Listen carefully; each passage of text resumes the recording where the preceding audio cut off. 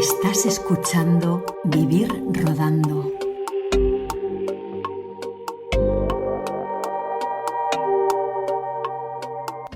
En un principio, se podría pensar que el director Alfonso Hungría puede estar catalogado dentro de la etiqueta de director maldito o de culto. Suyas son películas de culto, algunas muy difíciles de conseguir hoy en día, como El hombre oculto, Gulliver o Tirarse al monte, que en su día tuvieron una difícil o nula distribución comercial. Pero entonces olvidaríamos sus numerosos trabajos para televisión española, tan brillantes y bien acogidos como Lazos, El cuchillo cruel o la serie Cervantes, entre otros muchos. Como buena acogida tuvieron sus largometrajes África o Soldados, porque con la carrera de Hungría, tan coherente e interesante, se puede trazar la carrera de cualquier cineasta español que haya intentado hacer su trabajo de forma honesta, y con ello la de la historia del cine español más o menos reciente. Así lo demuestran sus recientemente publicadas memorias, tituladas Del cine a la transición, y publicadas por la editorial Cátedra, porque más que un libro sobre Alfonso Hungría, es un libro sobre cómo funciona o funcionaba el cine español, sus miserias, trampas, decepciones y alguna que otra alegría. Hoy VR abre sobre Alfonso Hungría, haciendo un repaso sobre su libro, contando con la presencia del propio Hungría.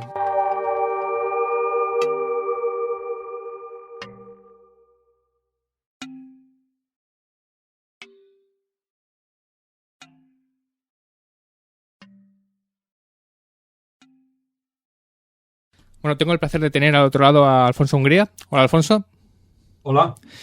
Alfonso, en el libro, al principio y al final, digamos que... Bueno, primero decir que cuando muchos pensamos en Alfonso Hungría, pensamos, digamos, en dos cosas. Es director español de cine de culto o maldito, que es algo que tú nombras en el libro, al principio y al final. Y digamos que es algo que justificas renegándolo, ¿no? Y lo justificas muy bien porque lo haces en el libro. Pero ¿cómo te consideras una vez ya con toda tu carrera, siendo director, con una carrera más que interesante y sobre todo muy coherente, ¿cómo te consideras dentro del cine español? Si no estás en la figura de culto maldita, ¿cómo te calificarías? Bueno, como bien explico en el libro, yo empecé junto con unos compañeros, ahora algunos de ellos también ilustres, como Emilio Martínez Lázaro, Ricardo Franco,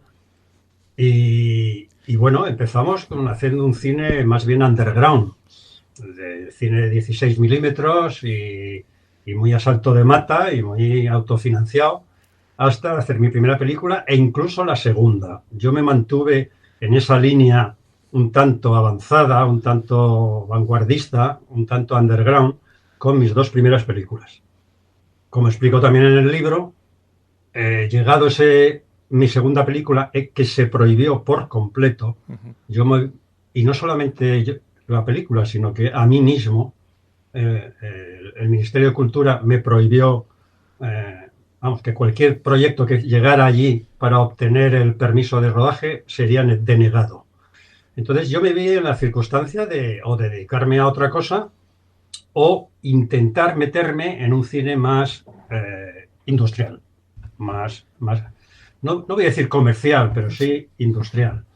Entonces, bueno, para ganarme la vida yo empecé escribiendo por encargo e incluso con seudónimo, porque ya digo que yo estaba en las listas negras, entonces empecé a escribir guiones para Televisión Española, gracias a un compañero que tenía allí que se llamaba Carlos Gortari, que era el director de contenidos de dramáticos, y me permitió estar escribiendo durante 2 años.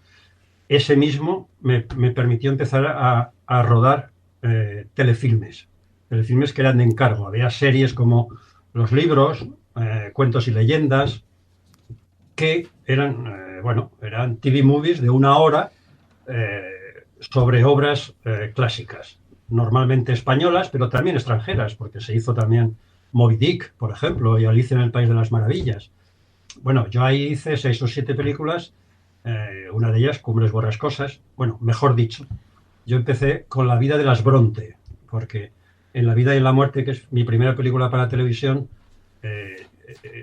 salen, claro, escenas de Cumbres Borrascosas, pero la línea dramática es la línea de Emily Bronte, que es un biopic sobre su vida, ¿no? Bueno, yo ahí realmente aprendí el oficio, o sea, eso y dándome cuenta de que necesitaba una base técnica y teórica más profunda de la que tenía, pues me hizo afianzarme y ya me empezaron a ofrecer, viendo las películas que había hecho para la televisión, me vinieron a ofrecer desde la industria proyectos que me daban de encargo o proyectos que yo proponía y me aceptaban o no. Entonces, bueno, empecé una carrera, eso sí, nunca admití ningún proyecto que yo no pudiera cambiar o adaptar o llevar a mi estilo. Entonces, tuve suerte y nunca tuve problemas en esas adaptaciones. Fui respetuoso siempre con el espíritu de los guiones, o cuando hacía yo la adaptación, intentaba ser lo más fiel al espíritu del libro. Eso no quiere decir que el espíritu cinematográfico muchas veces estuviese por encima del espíritu literario, pero la línea argumental y la línea sobre todo de las intenciones del autor, pues siempre creo que la he respetado. Entonces, con respecto a la marginalidad, a mí el término marginal me resulta un tanto ambiguo, porque ¿qué es marginal? Marginal es alguien al quien le ponen en una lista negra y ya no puede hacer nada más. Bueno, quizá. Ninguno, yo creo que nadie en este país ha estado en esa lista negra para siempre. Ya digo que yo puntualmente en el año 73, 72, 73, sí me pusieron en esa lista negra, pero fue solamente un periodo de 2 o 3 años por motivos de censura además de una dictadura. En cuanto a la dictadura acabó, yo tuve más o menos dificultades con mis guiones y con mis historias, pero igual que cualquier otro. Entonces, yo no me considero marginado, porque no me considero injustamente tratado, ni por las instituciones, ni por el público. Porque realmente yo, al hacer un cine muy personal y de un cierto estilo, pues cuando pude, lo arrimé el ascua a mi sardina, arrimé el ascua a mi estilo, y puedo decir que todas mis películas, que son 10, todas corresponden a eso que yo siempre he querido hacer.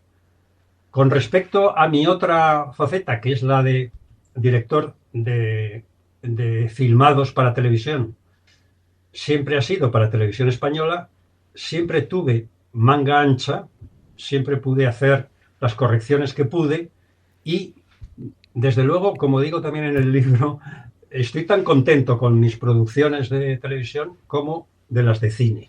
Aunque las del cine se acercan más a mi personalidad como autor. No como director, sino como autor. Entonces, habría que diferenciar esas dos cosas.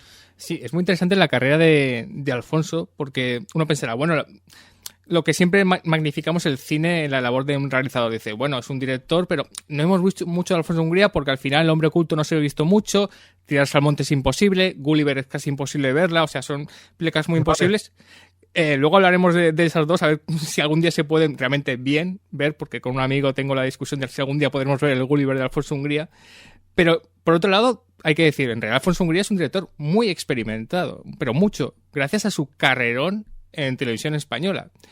No sé si a veces los cineastas, a lo mejor se hacía un poco antes, magnificaban el yo quiero hacer películas, largometrajes en cine, estrenar en cine, cuando la televisión, esto también ha cambiado y de esto hablaremos y hablas mucho en el libro, era una escuela fantástica y una escuela muy interesante. Estoy hablando de trabajos como Lazos o El cuchillo cruel, que son películas para televisión de una horita, pero son películas muy personales, muy inteligentes, muy bien realizadas y que se podrían haber estrenado perfectamente en cine, ¿no?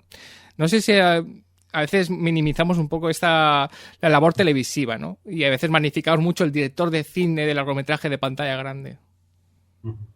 Bueno, como ya os he explicado, mi decisión en el año 73 fue convertirme en un director de cine profesional, sin dejar de lado mi faceta de autor cinematográfico. ¿Por qué diferencio una cosa de otra? Porque yo para televisión, por ejemplo, para hacer la serie de Cervantes, yo acepté unos guiones que casi no toqué, porque eran unos buenos guiones, y entonces yo ahí hice mi labor como director. todo director, desde el más comercial al más, vamos, al más minoritario, tiene su estilo. O sea, incluso hasta Pedro Lazaga quizá tuviese su estilo. Pero bueno, en cualquier caso, la labor de una obra industrial como director siempre está más de acuerdo a los términos que ha propuesto el guionista primero y el productor también. Sin embargo, en mis películas, ahí sí he defendido mi autoría como artista. También en el libro, sobre todo en el prólogo y luego en las conclusiones, explico para mí qué es el concepto artista, porque es que, claro, llamarme artista puede parecer rimbombante en un momento dado, cuando yo simplemente pienso que los artistas somos seres normales y corrientes, igual que un fontanero, un carpintero, solo que tenemos una tara distinta. Y al decir tara, estoy sabiendo lo que digo. O sea, tenemos una especie de cosa que nos ha imbuido, no ya la genética, sino la formación, el medio ambiente, las circunstancias de nuestra vida, y nos ha producido un chip especial para poder explicar nuestro mundo particular. Si ese mundo particular interesa a alguien, aunque sea minoritario, se puede considerar una obra artística, más o menos, así, a grosso modo. Bueno, yo reivindico mi labor artística en mis películas y mi labor como director de cine en todas ellas, en las más industriales o en las más propias, vamos. Y ya que has hablado de estilo, por cierto, ya que has nombrado a Pedro Lazaga, recomendar el programa que le dediqué a Pedro Lazaga con Santiago Aguilar, que es muy interesante. Ya que has hablado de estilo, ¿cuál sería el estilo de Alfonso Hungría? ¿Tú podrías definir un estilo? Porque es verdad que del Hombre Oculto a Gulliver parece que va un estilo, pero luego África o El Deseo de ser piel roja podría ser otro estilo, pero también es cierto que son épocas muy distintas del cine. ¿Cómo podríamos buscar un estilo de Alfonso Hungría? Claro. Me voy a referir primero a algo que has dicho antes, y es que has sacado a colación películas muy originales y muy personales de mi última etapa en televisión, que es Lazos y El cuchillo cruel. Sí, sí. Quizás sean mis mejores películas para televisión y también las más personales, porque yo ahí ya tenía un nombre, tenía ciertos privilegios y pude hacer los guiones tal y como los quería y con los medios que quería. Yo siempre en televisión española, curiosamente, bueno, o no tan curiosamente, dentro de los límites que tiene siempre un filmado para televisión, yo he tenido siempre todos los medios. En televisión española siempre he tenido casi los medios adecuados, cosa que en el cine no los he tenido nunca. O quizás solamente una vez, en la película África, que sí me dieron los medios adecuados, pero en todas las demás nunca tuve ni el tiempo, ni los medios de rodaje, ni los intérpretes que hubiese querido. Entonces ahí me adapté. Siempre me adapté por mi interés artístico, pero estaba siempre más limitado en ese sentido. Entonces, ¿cómo puedo...? Es muy difícil que un autor explique un poco cuál es su estilo. Yo puedo hablar de mis influencias. Yo empecé haciendo El Hombre Oculto y se ve en su mimetismo, en su rareza. Hay que tener en cuenta que El Hombre Oculto ha sido muy raro, sobre todo porque la censura hizo una cosa muy inteligente, que fue quitar el cartel que había al principio, con lo cual, como me dijo el director de la Filmoteca de Barcelona, me dice, es que antes del cartel casi era una película abstracta.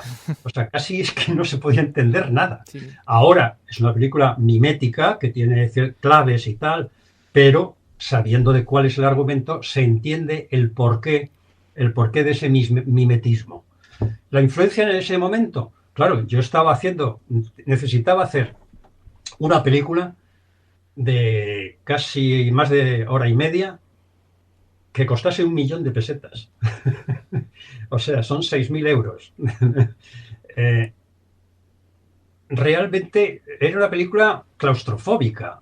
Solamente trabajaban 5 o 6 actores en una casa de la que no podían salir.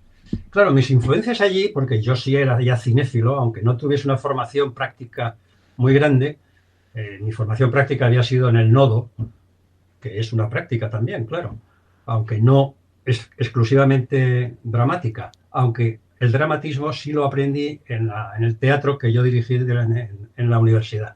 Entonces, mezclando estas cosas, yo tenía cierto afianzamiento técnico, pero escaso. Entonces, mis influencias de una película claustrofóbica en una casa, pues era, ¿qué voy a decir? Pues era directamente o los expresionistas alemanes o sobre todo Un condenado a muerte se ha escapado, que es una película pequeña en una cárcel, y Bresson me daba las pautas estéticas e incluso ideológicas para poder hacer una película de ese tipo. De pronto voy al Festival de Venecia. Esa película consigue el premio de la crítica internacional. En España se cabrean mucho los censores. Y de pronto, por una serie de casualidades, yo me lanzo a hacer Tirarse al monte. Tirarse al monte era lo opuesto al Hombre oculto. Tenía que ser un revulsivo revolucionario, estéticamente, ideológicamente. Tenía que ser una salida, una patada a la luna, que se decía en aquel momento. Y una película en campo abierto, perdona que te interrumpa, en campo abierto, mientras otra era encerrada, otra es con el monte, claro. Sí, sí, pero la euforia, la efusión emocional y la efusión estética que tiene Tirarse al monte bebe de otras fuentes, bebe de otra tradición que yo tenía culturalmente, que era Valle Inclán. Con lo cual, en esa época que yo estaba muy influido cinematográficamente, vamos, yo y toda mi generación de cineastas inquietos, estaban muy influenciados por Glauber Rocha, el nuevo cine brasileño, y Godard. Y Godard como no ya para copiar el estilo de Godard, que es inimitable. Sí, claro. Estoy hablando del primer Godard, de todas formas. Sino que casi como mascarón de proa de un barco que va hacia lo mejor, hacia la inventiva, la creación, la fantasía, mejor el sentido del humor, pues Godard era otra. Entonces, otra de las referencias. Entonces, mezclar Valle Inclán, los esperpentos, con Godard, yo ahora lo digo, y solamente pensar en esa fórmula ya me da risa, porque era de una complejidad tremenda. Bueno, algún día se verá Tirarse al monte y se verá si lo he conseguido o lo conseguí en aquel momento o no.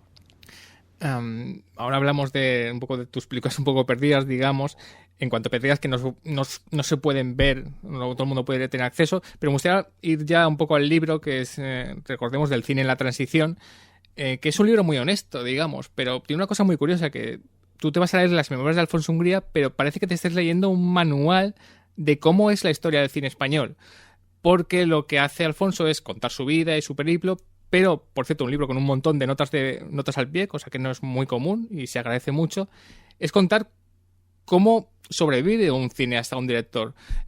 Subvenciones, trampas, relaciones muy difíciles con los productores, momentos de dificultad económica, momentos de embarbecho.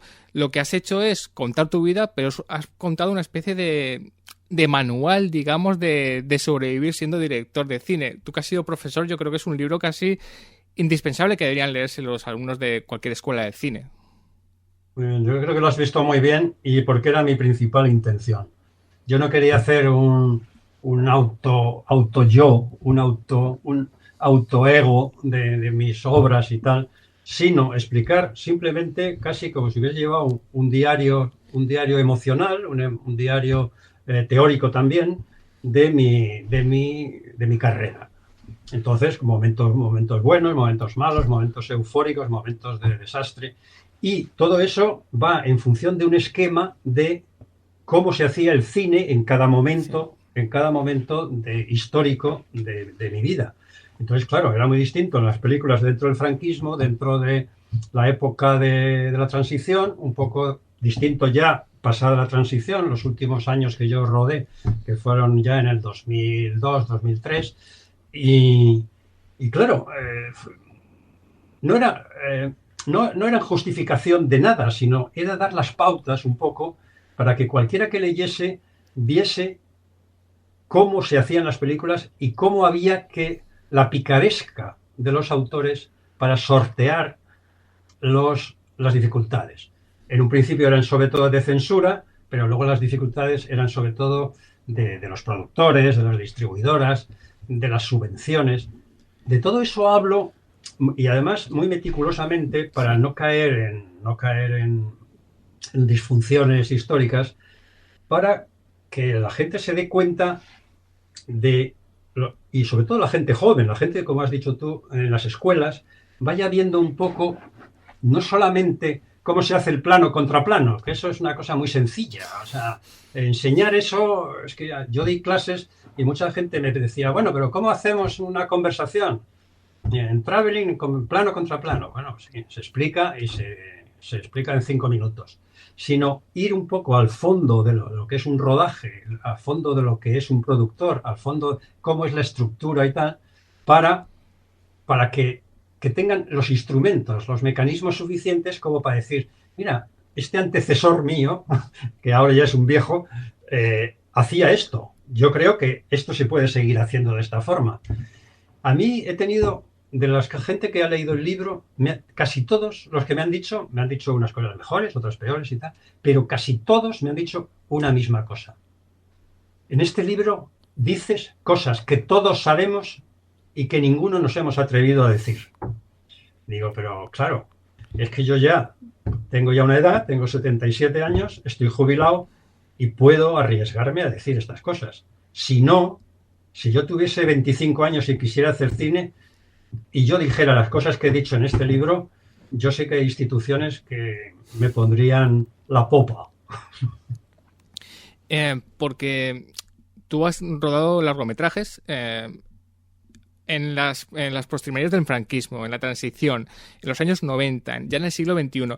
¿Cuándo te ha costado más levantar una película o hacer tu película de todas estas películas? Porque es verdad que tu carrera, como he dicho, es muy interesante porque coge una buena parte de la historia de España reciente, aunque no muy seguida, porque has tenido esos trabajos en televisión.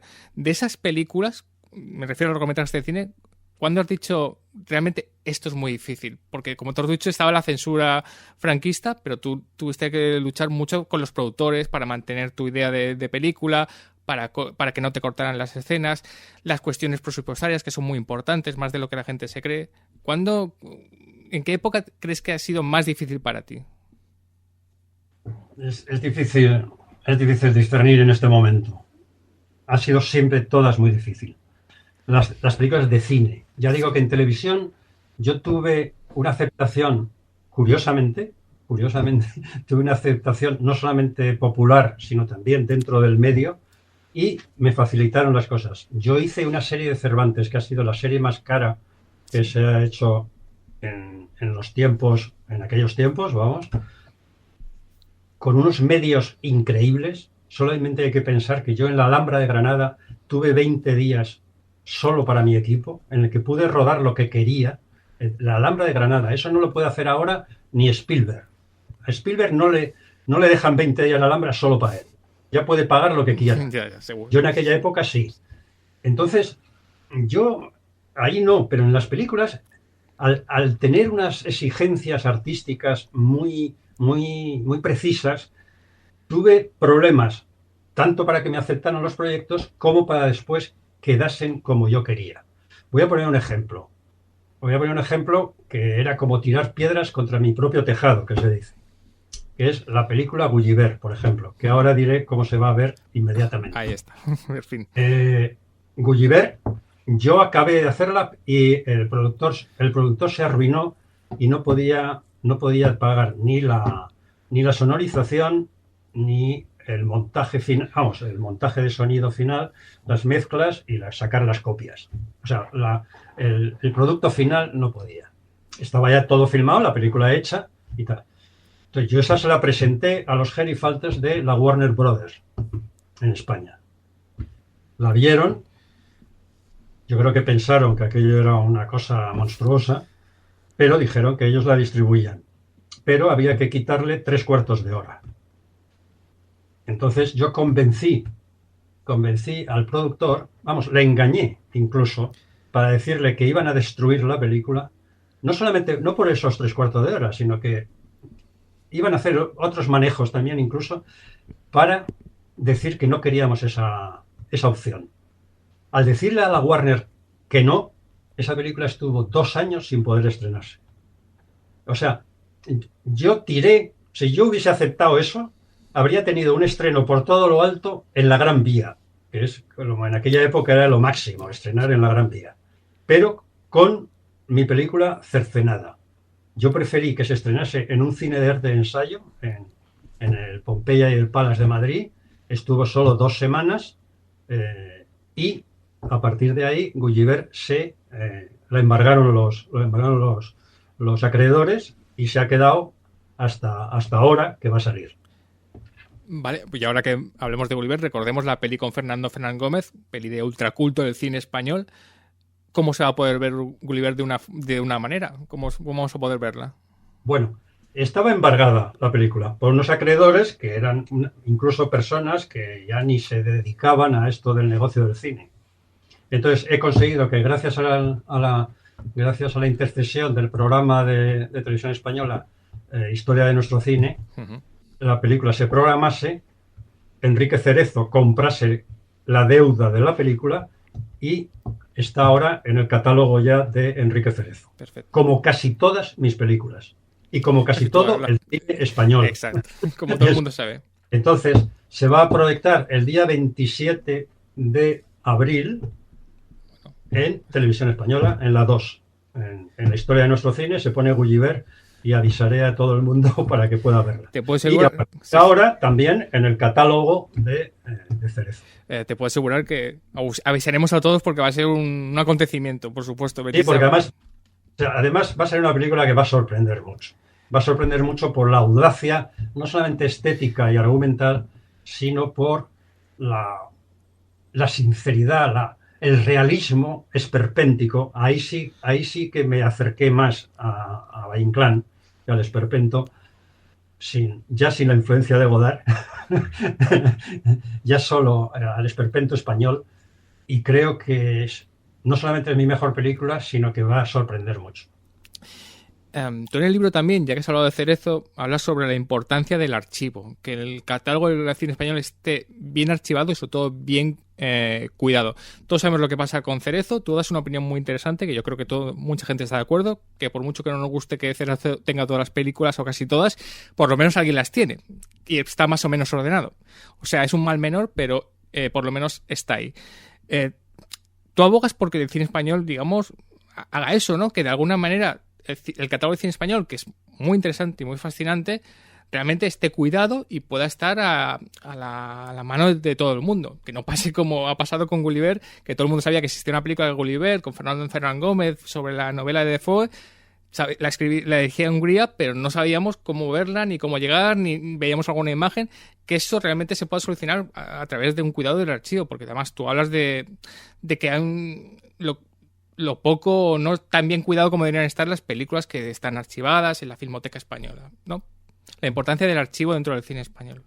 Es importantísimo. Normalmente en un país pues como Francia o así, en que bueno, la producción, el tesoro cultural, sea ya estoy diciendo películas muy artísticas o películas más comerciales. Todo ello forma el cuerpo de la cultura cinematográfica española, ¿no? Pues en un país así, en que se cuide la cultura, normalmente los derechos culturales, es decir, los derechos para poner una película en un festival, en una semana de cine, en la Filmoteca, todo eso está en manos de la Filmoteca Española, es decir, debería estar en manos de la Filmoteca Española y ellos no solamente proteger el negativo y la fidelidad de la imagen, sino proteger el acceso de esa película al público, de forma cultural, no, porque si es de forma comercial, lógicamente, eso también yo pues soy realista, me imagino que si es de forma comercial, el precio de la entrada, lo que sea, tiene que revertir en el propietario de la película. Eso es lógico. Pero cuando es una acción cultural, debería verse, o sea, en la filmoteca o en actividades culturales, debería ser la filmoteca la que decidiese de que esa proyección atendiese a esas motivaciones culturales y, por lo tanto, darla de forma gratuita.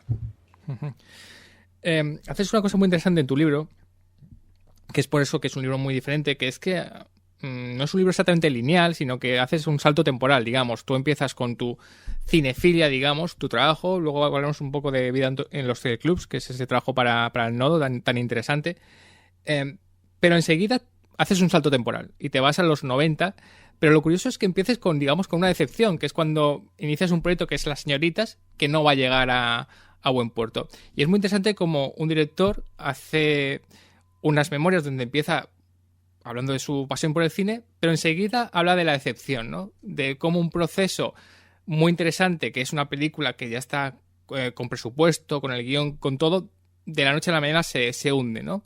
Creo que sigo diciendo eso, de que es un libro muy interesante para estudiantes, para que vean que, digamos, también existe eso, la decepción, como tú viste en ese momento, que en los 90 tenías una película ya hecha, a punto de rodar, además con un trío de reparto de actrices maravilloso, que se llaman Las Señoritas, y de repente se va al traste. Es muy curioso que en el libro empieces con eso enseguida, ¿no? Con esa decepción. Sí. Más que decepción, porque es una frustración total, claro, porque yo también ahí especifico que proyectos que escribes y que no van a ningún lado, pues porque el productor no le gusta o porque no se consigue la financiación. Bueno, eso todos los directores de cine, cualquier cineasta, desde los cortometrajistas a Almodóvar, sí, todos han tenido pues guiones que no han podido hacer o que no han... Eso no. Ahora, películas que ya estaban a punto, o sea, a los 10 días o a la semana de estar a punto de rodarse, con decorados incluso ya empezado a hacer, con el reparto hecho ya es, y que se vengan abajo, eso ya es más raro. Es malo. No digo que no haya más casos, también hay más casos, pero entonces yo empiezo con dos fracasos, esos dos fracasos que son Las Señoritas y La Venganza de Don Mendo, que son dos fracasos que voy alternando con mis comienzos en el cine, con mis cortos, con mis amigos, el cine underground y tal. Ese contraste, al mismo tiempo, también es dramático.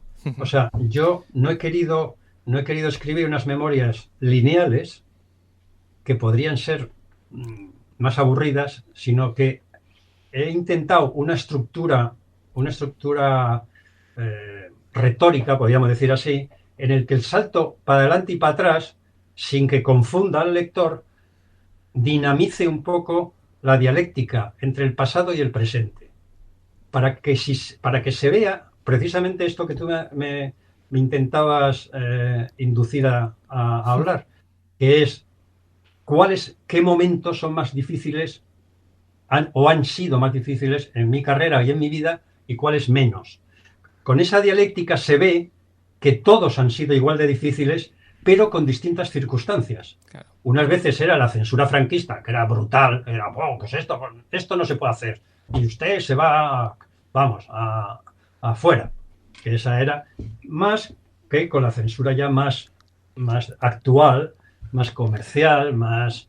Bueno, esa censura que hace ahora Netflix, por ejemplo, sí, con sus autores o con sus directores, que es más sutil, es mucho más inteligente, es más teórica, más formada, en fin, que no son tontos. Y es muy curioso que haces otra cosa muy interesante, que es durante una gran parte de la lectura del libro nos acompaña el rodaje del Deseo de ser piel roja. Por cierto, la primera película de Alfonso Hungría que yo vi y por la que me encantó su cine. Pero es muy curioso porque es tu última película, digamos. Luego vas a hacer Hay Motivo, luego haces otros trabajos, pero es el último largometraje como director de cine. Y eres muy exhaustivo en casi darnos el diario de rodaje del Deseo de ser piel roja. No sé por qué elegiste esto, sino porque era como decir... este era mi último trabajo y quería verse como todavía era director de cine y todavía podía haber hecho muchas más cosas. ¿Por qué este diario de rodaje, por cierto, un rodaje tumultuoso y muy, muy entretenido y de nuevo muy didáctico para aprender lo que es rodar una película en España? ¿Por qué este diario de rodaje del deseo de ser el piel roja que prácticamente nos acompaña durante casi todo el libro? Pues yo quería ser muy meticuloso, como tú has explicado, con las circunstancias de rodaje, para ir mostrando en un rodaje muy desgraciado como este, porque los productores no eran profesionales y por lo tanto hubo muchos problemas técnicos y de casi podríamos decir profesionales, vuelvo a repetir. Aparte de ser un buen ejemplo de todas esas problemáticas del tiempo, de quitar una escena o no, en fin, de lo que es un rodaje. Problemas con los actores, problemas emocionales y de todo tipo. Claro, no solamente era lo que más recordaba, porque era lo último que había rodado, sino que además había hecho un diario de rodaje. Entonces, podía ser meticuloso en fechas, en circunstancias, en situaciones, porque yo he seguido el diario de rodaje que hice. Entonces, claro, como tenía que exponer ciertas cosas y de ciertas personas que no funcionaban como deberían funcionar, sin maldad y sin ninguna... Vamos, no quiero parecer que también acuso a nadie de nada maléfico, ¿no? Pero gente que no estaba suficientemente formada para producir una película, quería yo explicar eso, puesto que ahora en el cine independiente, el poco cine independiente que se hace, podía caer en estos fallos. Mira, es muy curioso que me digas lo de poco cine independiente. ¿Cómo ve el cine actual Alfonso Hungría y sobre todo este cine pequeño? Ya sabes que desde hace un tiempo, bueno, la tecnología ha cambiado, ahora es muy fácil hacer una película al revés de como pasaba en tu época, y ha surgido gente que está haciendo, digamos, películas por sí mismo con sus propias cámaras, montando ellos mismos, y hay películas muy interesantes. No sé si lo ves, estás muy al tanto, tú que has hecho cosas como El hombre oculto, Tirarse al monte, si estás muy al tanto de este cine nuevo que se hace, de estos nuevos cineastas, o lo ves con cierta distancia. Bueno, yo de los cortometrajistas estoy un poco, he visto un par de ellas, pero sé cómo está el ambiente y creo que hay cosas muy interesantes. Es ahí donde va a surgir un poco el filón de los posibles nuevos autores, ¿no? Con respecto a las películas estrenadas, no estoy tampoco muy al tanto, pero lo suficiente para ver que, bueno, el cine comercial, por supuesto, en este momento arrasa. No hay productores independientes, no hay. O sea, productores en el sentido de antes, ¿no?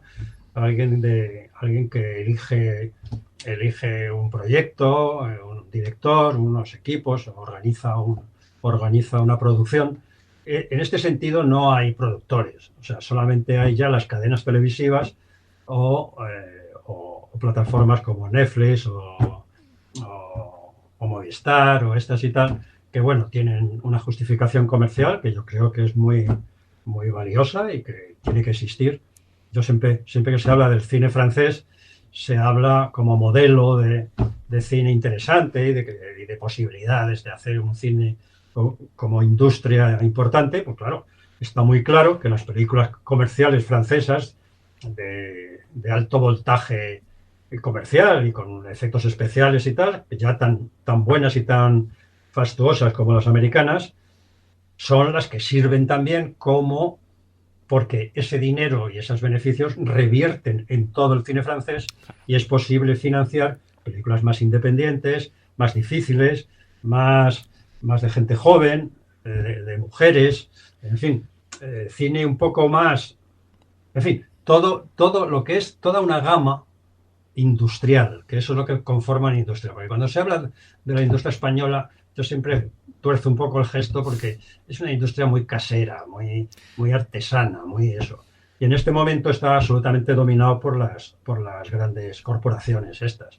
Entonces, ahora el mérito de hacer una película, quizá, como tú dices, el hacerla no es tanto, Ahora, luego estrenarla, hacer que la gente lo vea, ahí están todos los filtros posibles para que sea casi imposible, casi imposible. Ya sé que existen las plataformas y las webs y tal, pero claro, siempre van dirigidas y están compitiendo con elementos absolutamente disparatados. Entonces, yo veo la exhibición en este momento es la gran problemática de la gente joven.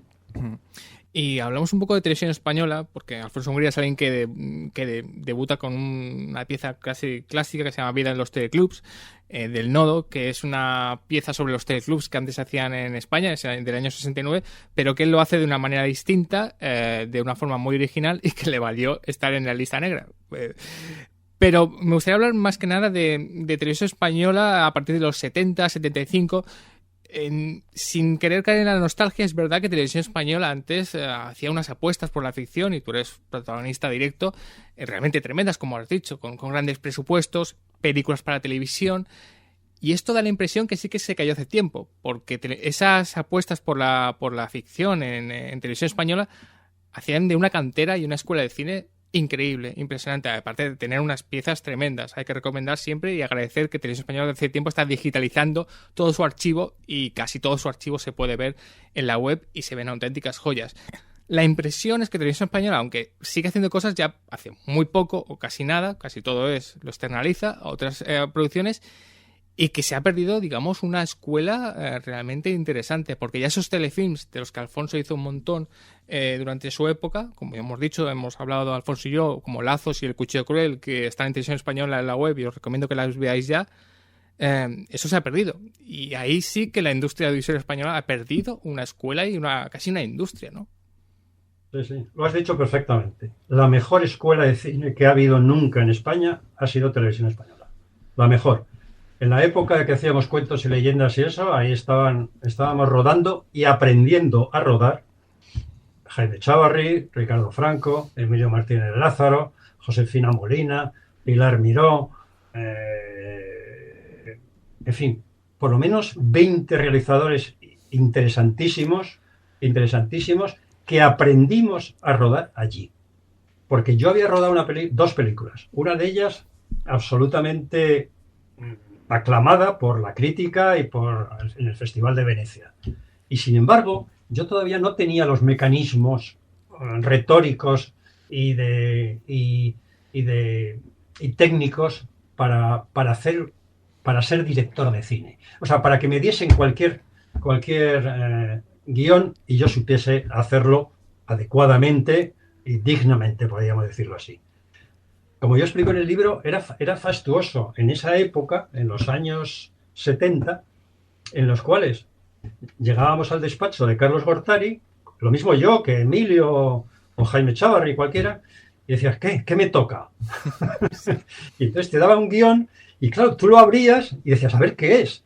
Lo mismo podía ser una comedia del siglo XVIII, que podía ser una cosa de espadas, de combate de espadas y de tal, que un clásico como Moby Dick, que, en fin, era tan variado lo que te podía dar, los ejemplos que te daban para poder elegir no, casi sin poder elegir, ¿no? Te daban, tienes que hacer esto.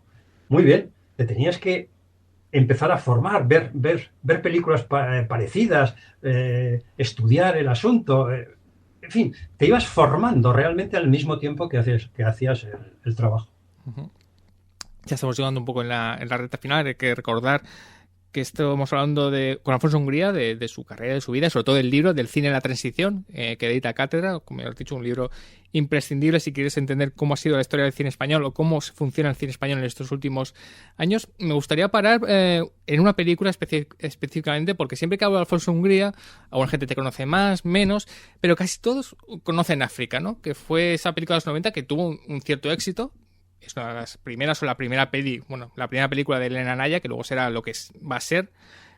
No sé si es una de las películas donde más quizá feliz estuviste, también por lo que se puede trasladar del libro, ¿no? Porque realmente ahí, aunque es verdad que luego cuentas que tienes que cortar una escena al final, pero digamos que fue una película donde, digamos, todo salió bien, ¿no? Aparte de la buena acogida que tuvo, un rodaje bueno, magnífico casting, incluso el casting de Julie Carmen, que siempre nos hemos sorprendido que hacía Julie Carmen en África. Alfonso lo cuenta perfectamente en el libro. No sé si fue una película feliz, digamos. Por eso sorprende un poco que la carrera como director de cine luego acabara, digamos, tan pronto, después de, digamos, entre comillas, una película que funcionó tan bien como África. Pues sí, sí. Realmente, como tú bien dices, África, de mis películas, ya digo, de las de cine, de pantalla grande, ha sido el rodaje más feliz que he tenido. Los productores, entre los cuales estaba mi amigo Joaquín Oristrel, pues también me facilitaron las cosas. Luego en el extremo, en el estreno un poco menos, pero bueno, en el rodaje tuve los medios adecuados, ni más ni menos, o sea, lo justo, y tuve el reparto adecuado también. Estuve encantado. Si quieres que comentemos lo de Julie Carmen. Lo podemos comentar porque por una curiosidad, porque a todos los que somos hijos de los 90, siempre que veíamos a Imanol Arias y a una joven Elena Naya y a Zoe, decíamos, ¿qué pinta Julie Carmen aquí? Que la hemos visto en La boca del miedo hace nada. Lo podemos comentar brevemente, rápidamente, que fue, digamos, de esas imposiciones, entre comillas, afortunadas, que no siempre son afortunadas, hay que decir. Sí. No, tú mismo lo has dicho. Fue una imposición afortunada. Imposición porque me dijeron, hombre, de esta forma, con Julie Carmen, pues la película se venderá mejor y tal. Como se vio, realmente entre los cinéfilos todos sabemos quién era Julie Carmen, pero entre el gran público no. Sí, exacto. Por lo tanto, la atracción hacia Julie Carmen no era por su nombre. Entonces, bueno, ese papel lo podía haber hecho cualquiera, sí. Varias actrices españolas perfectamente. Lo que pasa es que una vez vino aquí Julie Carmen, la conocí y trabajamos, fue estupenda, una actriz fantástica, muy colaboradora, nada estrella, vamos, fue un trabajo espléndido. El único problema que hubo, nada, no fue un problema, fue simplemente cambiar el guión y en vez de decir que era española, decir que era tangerina o argelina, no me acuerdo que lo dijimos, porque su español era, bueno, tenía cierto acento y tal, y había que cubrirlo. Pero yo creo que estuvo espléndida. Y luego, pues eso, fue también el logro de descubrir a Elena Naya, que bueno, luego ha demostrado. En África estaba fantástica, pero es que luego también ha hecho películas en las que está muy bien. Sí, luego estaría Familia y ya... Bueno, ya sabemos lo que es Elena Naya, pero me gustaría preguntarte una curiosidad, ya que estamos hablando de Alfonso, pero tú estás hablando de cómo se crea una carrera a un director. Una vez acabada África, independientemente de cómo fuera en taquilla o no, pero África fue una película feliz, yo creo que son las mejores críticas quizá de tu carrera, por esto porque es la película que más ve gente, pero tiene unas críticas excelentes y absolutamente merecidas. No en vano de esa película, creo, siempre digo que es la película de las que mejor muestra el sexo adolescente, de las que he visto, además de una forma muy inteligente y muy, muy sutil. No sé si tú pensaste, bueno, pues aquí voy a empezar a rodar mucho, que es quizá lo que piensan algunos cineastas. Haces una película que está bien, funciona, pues comienza mi carrera como director. Por eso digo que sorprende un poco que luego tardaras casi 6 años en El deseo de ser piel roja, que es porque una persona te dice, ven, quiero producir algo, que eran productores, como tú has dicho, novatos, y a partir de llegar al final, cuando habías hecho algo que estaba muy bien. Es un poco, va contra la idea de director, ¿no? Si el director tiene que hacer las cosas bien y tú las haces bien, te mereces rodar más películas. Bueno, es que en esa época los productores, que ya hemos dicho que los productores independientes, que ya hemos dicho que actualmente casi no existen, pues en esa época empezaron también a descender, cada vez había menos. Bueno, ninguno quiso producirme ningún proyecto mío. Yo durante esos 6 años creo que escribí 2 o 3 guiones, algunos de ellos premiados por el Ministerio de Cultura, es decir, que fui a concurso y fue elegido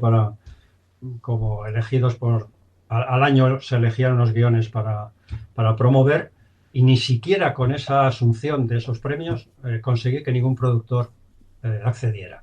Hasta que, bueno, hasta los fracasos esos que explico al principio del libro, que son el de Las chicas discretas y el que tuve con Frade de La venganza de Don Mendo. Después de ese fracaso, solamente conseguí que un productor surgido de la nada, que era fue el que quiso producirme el deseo de piel roja, y el que para bien,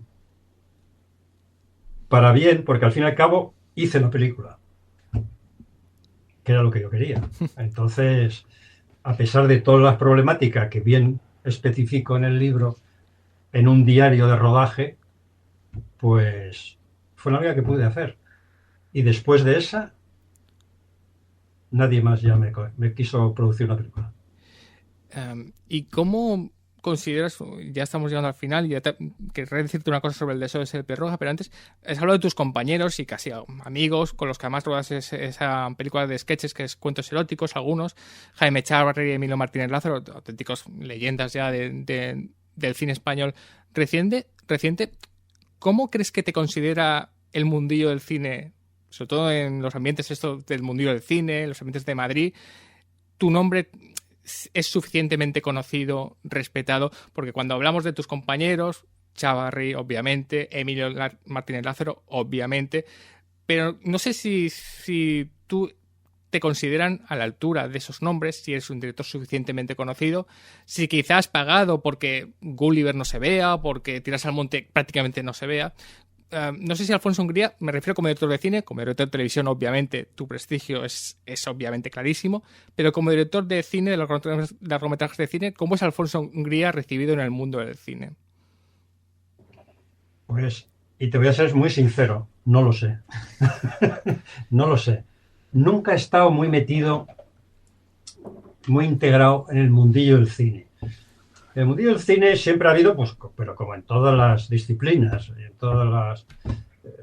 siempre ha habido, pues, corpúsculos alrededor de productoras, alrededor de algunos nombres, los Querejeta, la familia Trueba, en fin, gente que aglutina, amigos, profesionales que colaboran con ellos y tal.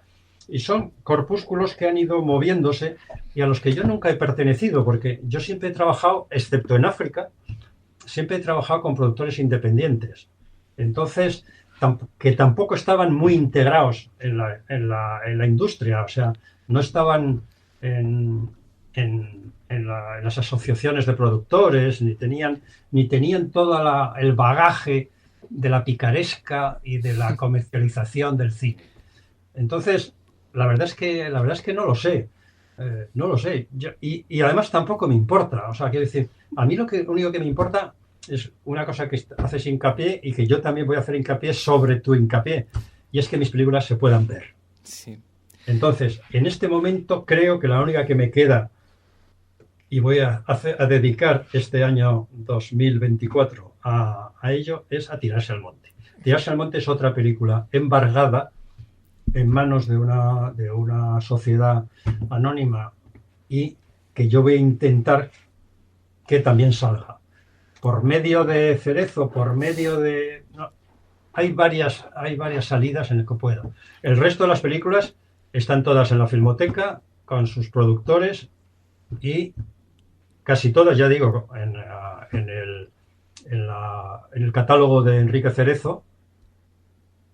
O sea que pueden verse o en las filmotecas, o pedirlas en las filmotecas, o pedirlas en el catálogo de Cerezo. Sí. Solo me queda Tirarse al Monte. Bueno, de Tirarse al Monte ya estamos trabajando en ello para que se pueda ver.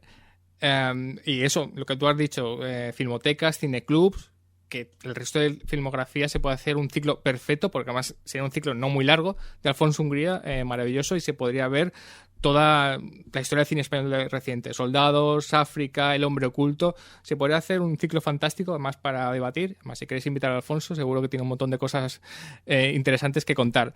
Dos cosas ya para acabar.